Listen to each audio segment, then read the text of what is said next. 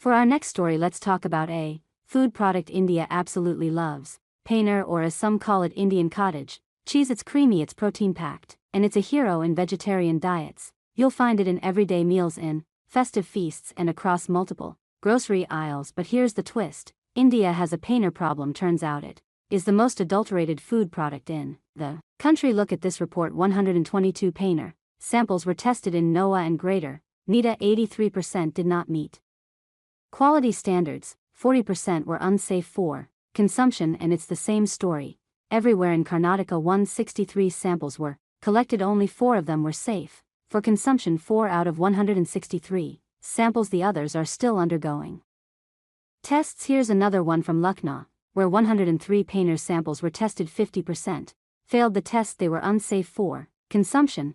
50%. The situation is so bad that some on the internet are taking things in their own hands. They're doing the iodine test. Basically, they put some iodine tincture on powder. If the color remains the same, it is pure. If it turns blue, it is adulterated. Now, this is not a fail-proof test. There are some inaccuracies, but it shows you the panic around paneer. So how is fake paneer made? Traditionally, it is made out of fresh milk, but it's often manipulated with synthetic substances. The most common is starch. It increases the bulk of paneer. Detergents, synthetic milk, caustic soda, formalin, all of these are also used. And why is this happening? The answer lies in a combination of factors. One is the high demand. India has a booming population.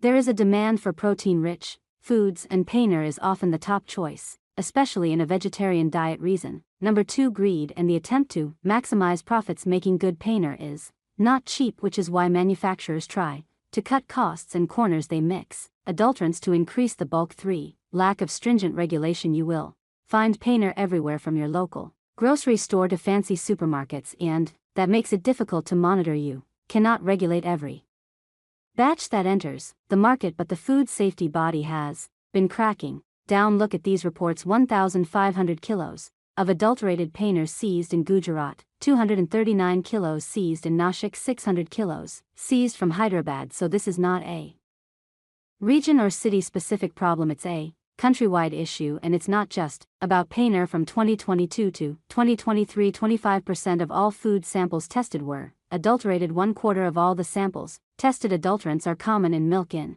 spices, and in everyday sweets. Best case scenario, you're not getting what you paid for. Worst case scenario, you're consuming toxic substances.